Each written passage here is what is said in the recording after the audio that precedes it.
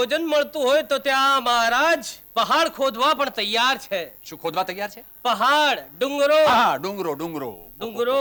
વાહ. 2 દિવસથી અન્નનો એક દાણો પણ પેટમાં ગયો નથી બચ્ચા.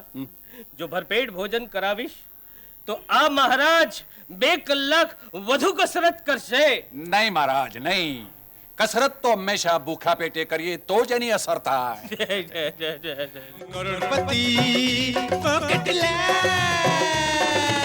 કેટલી વાર કહું છું કે સાસરે જ્યારે જાવ ત્યારે સારું જમો, જેથી જોર આવે ને પછી જોર લગાડાય.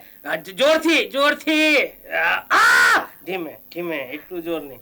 પણ શેઠ સાહેબ, તમે હજી સુધી મને એ નહીં જણાવ્યું કે તમારા ટોટે આમ ઢીલા ચમના થઈ ગયા. આ મરઘાન પકડવામાં 3 કલાક સુધી સાલાએ મને દોડાવ્યો.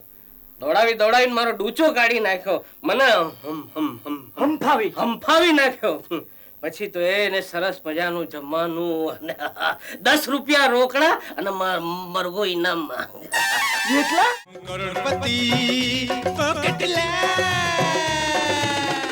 ફોકટલાલ મુર્દાબાદ, ફોકટલાલ મુર્દાબાદ. આ કોણ છે? એ ડોળા ફાડી ફાડીને જોયા શું કરો છો શેઠ? આ તમે છો. અને હું એમ કહું કે ઈશ્વરે તમારી ઉપર કૃપા કરીને આટલી અઢળક દોલત તમને આપી છે. એ દોલત ભરવા માટે આટલી સરસ મજાની તિજોરી આપી છે અને તમે આ તિજોરીમાં રસ્તા પરનો કચરો ભરો છો.